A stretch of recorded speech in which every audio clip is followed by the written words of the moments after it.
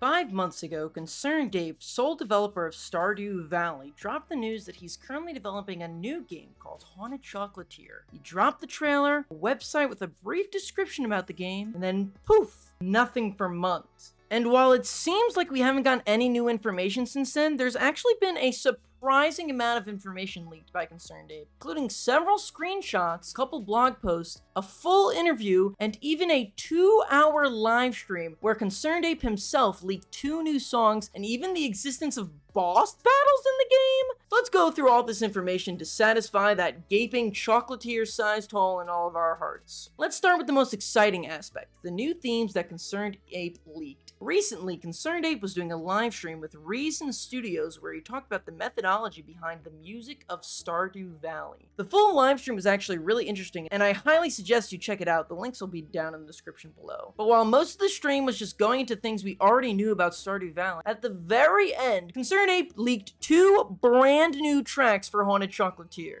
And the first one is a boss battle, which we previously had no clue would be in the game, but this confirms it. Haunted Chocolatier will be heavily based around combat, with boss battles included. This boss battle track is for a track called Bee Boss Battle, and I'll let you have a little listen to the track yourself.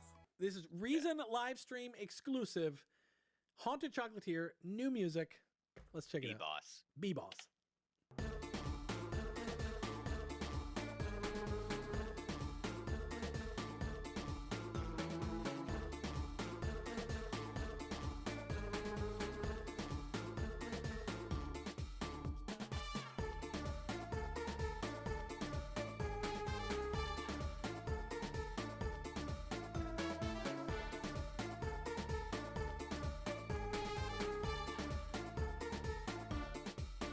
It's a lot more upbeat and crazy than most of the Stardew Valley tracks we're used to listening are. It sounds really more like Terraria music to me. Concerned Ape really didn't have too much to say about this other than the fact that it is for a bee boss battle. I'm excited to see that Chocolatier will have boss battles in the game, and it confirms that we'll be spending a lot of the time in the painting world fighting bosses. My question is, why would we need to fight these bosses? If the game loop is all about collecting chocolate, why are we fighting this bee? In order to get some sort of secret honey? Or is it raining terror around the painting world? Or do we have to save this painting world? Questions are endless. The second track that Concerned Ape leaked was, in his words, a more somber and chill track. The track is called Pristine Snow. No other information was given other than the track name, but I'm almost positive that this one is for the town that this takes place in, but I'll let you guys have a listen yourselves.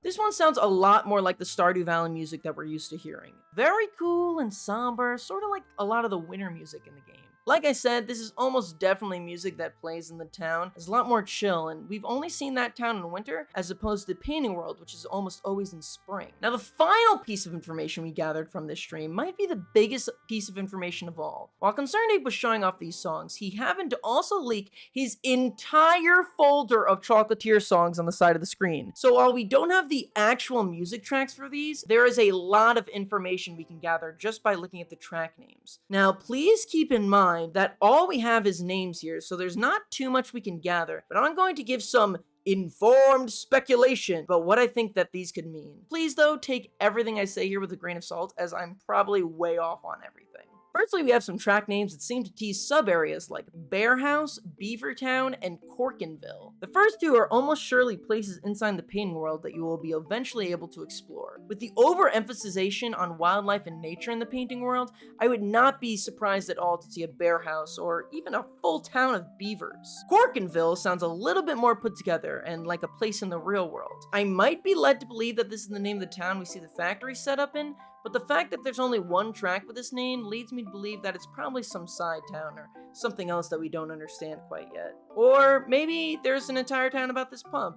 Shit, man, I don't know. Then we have some more tracks that give us info around the surrounding areas to the Bee Boss area. There are 3 to 4 Bee Boss tracks, which are probably all different drafts of this boss track we ended up hearing in the live stream. But at the end of the Bee track list is a track called Beehive Scientist Room, which is very interesting. I wonder if this means there's a bee scientist or a scientist that mutates the said bee boss to the point that it comes up to attack us? There are endless possibilities, but this at least confirms to us that the bee boss will be accompanied by some sort of dungeon. There are a couple more boss fight tracks at the bottom of the page, including one that is apparently lame, which is interesting.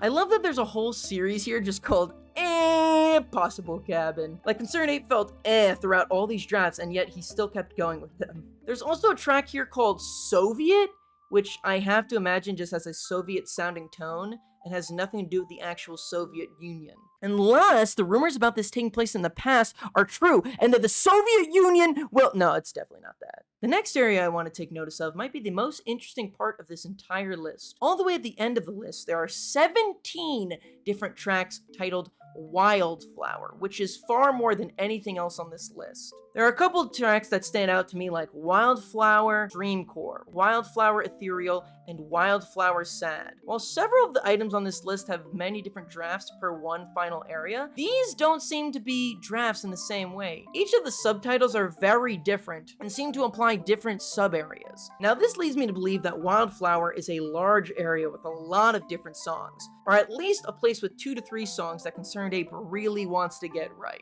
The 2 biggest areas we know of so far in Chocolatier are the town where you sell chocolate and the painting world. The town has always been shown in some sort of snowy winter, so I doubt Wildflower would be the name given to it. But I could see Wildflower being given to this painting world. Most of the footage we've seen from inside this world has been accompanied with green foliage and very grassy natural scenery, so I could really see Wildflower being the name of this world. Also, it just kind of feels like the name Concerned Ape would come up with. Like, it's green, Wildflower, I don't know, it just feels kind of right. It's possible I'm like way off, but for the sake of simplicity, this is Wildflower to me now. There's a couple other interesting tracks in there, like Poolside, Gnome Magic, Bird Zone, Clown Show, but I don't really have much else to say about these other than the fact that you bet your bottom dollar I'll be chilling in the Bird Zone and going to the Clown Show every night. That's all for the big information we got from that live stream though, but that's not all of the information we've gotten so far. There's a lot of other bits and pieces of information that Concerned Ape has given us in the months since Chocolatier's announcement. Firstly, Concerned Ape tweeted out a couple screenshots throughout the months that I'd like to take a look at. On October 30th, Concerned Ape tweeted out this video with the caption, "Haunted Chocolatier, stunning an enemy allows for a quick attack," which, yeah, that's exactly what it shows. We see once again that shield we saw in the trailer, and a new enemy, a giant bee, which is terrifying. It's possible that this area is the area leading up to the giant bee boss we were talking about earlier. Something interesting I will say about this video is the style in which the main character attacks. Look at this footage of the Stardew character swinging their sword. It swings in just one direction repeatedly, which is typical in most 2D games. But if you noticed here, the sword in Haunted Chocolatier hits on the return swing as well, making it feel a lot more fluid than the clunkier combat of Stardew. Also, when the bee dies, you can see this little flashy bit pop out. And maybe I'm just reading into this, but this really looks like a coin to me, which would mean that the enemies in Haunted Chocolatier have a chance to drop money. The video also came accompanied with a blog post on the Haunted Chocolatier website. In the post, Concerned Ape said, "Haunted Chocolatier has a greater focus on combat, so it needs to be very fun, satisfying, and engaging, while also appropriately fitting into the big picture. You can rest assured I'm not copying and pasting Stardew's combat. On the contrary, almost everything in Haunted Chocolatier, including the combat, is completely coded and drawn from scratch." This sort of reaffirms what we already know, that Haunted Chocolatier is going to have a large focus on combat. Concerned Ape has said many times that he thinks the combat system in Stardew is the weakest part of the game, and it's sort of hobbled together, so it's no surprise that Chocolatier will have a completely new combat system. Concerned Ape went on to say in that post, "The shield stun mechanic rewards more cautious, patient players who wait for a window of opportunity. But you don't have to play like this. You could just as well charge in aggressively, and if you can pull it off, you'll defeat enemies more quickly that way. There will be other offhand items besides shields that will complement different playstyles." I'm interested to see what kinds of other offhand items will be added to the game. The main items I usually think of when I think of offhand items are daggers and any sort of magic, but I highly doubt there'll be any sort of magic system in this game.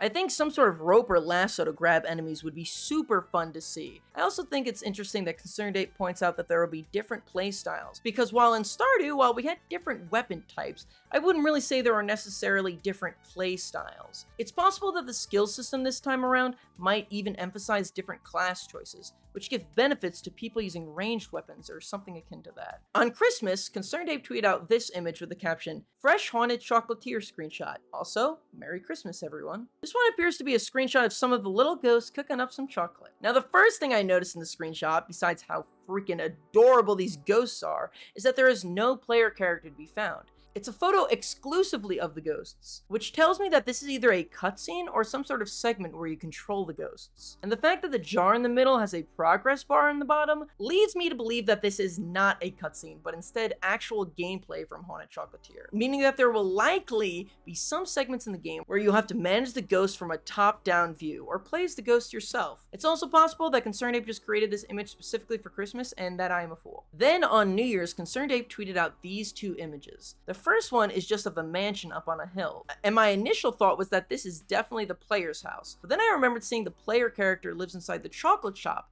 as seen in this video. But the way this house is positioned, combined with it having a matching aesthetic to the exterior of the shots in the trailer, makes it feel like this really should be the player house. I have no idea. It's also possible this is just some random house, but why would Concerned Ape treat that out? I have literally no idea what this is. The next screenshot shows the player inside the painting world, looking at an abandoned bus. And based on how this door is oriented, it looks like you'll be able to go inside the bus. This means there are multiple buildings that you can enter inside the painting world, as we've already seen this other house that the old man was posted up in. Now, this might be a bit of a stretch, but the old chair that clearly doesn't belong on the roof, the carrots growing out of the abandoned bus, lead me to believe that this painting world was similar to the normal world at one point, before something took it over. Everything we've seen inside the painting world has been very natural looking, so something like a school bus feels extremely out of place. Now, if you want to get really insane, you can look at how the backgrounds in the painting world match the ones in Stardew Valley, and say that this is the world of Stardew Valley before some sort of disaster happened, but that would be truly insane of me to say. Also, images like this seem to contradict this theory, but I still think that this painting world is quite odd in general. Concerned Ape also posted one more blog post on his website titled Progress Update. In the post he says, "Hi everyone, I've been doing a lot of work on Haunted Chocolatier and making good progress. Mostly I'm working on the core elements of the game. I don't really feel like sharing much because I'd rather let the game be a surprise than reveal everything." Then he shared 4 portraits of the blacksmith in various different poses. In terms of screenshots, that's all we have for now, but Concerned Ape also did an interview with VGKyami, which is a gaming website that I personally have never heard of. It's a pretty long interview, so I won't go through the whole thing, but I wanted to discuss some of the highlights. I know it's still early in development, but can you tell us if the relationship system with NPCs in Haunted Chocolatier will be similar to Stardew Valley's? Yes, there will be relationships like in Stardew Valley. I haven't exactly decided how the system will work yet, and I expect to approach some things differently this time around. This question I found particularly interesting as it implies that the social mechanics in the game will be almost entirely different than the ones in Stardew Valley that we're used to. I'm hoping that there's some sort of system added to the game that makes NPCs get tired of gifts, meaning you can't just give an NPC a cup of coffee every single day and expect them to love you. According to you, Stardew Valley drew heavy inspiration from Harvest Moon. For Haunted Chocolatier, is there anything you drew inspiration from? And if so, what is it? No, not really. Haunted Chocolatier started off with me just messing around, coding up an extremely simple game that was just one room and you could run around and swing a sword and fight some monsters. I just did that for fun, and for some reason, I'm not sure, it all just kind of evolved from there, and I had all these different ideas come to me. And that's where we stand on Haunted Chocolatier. According to his most recent tweets, Concerned Ape seems very focused on the 1.5 mobile update for Stardew, and won't be sharing any more Chocolatier news until that's out. Which is hopefully a good news for mobile players, as it means that that update should finally be coming to you guys soon.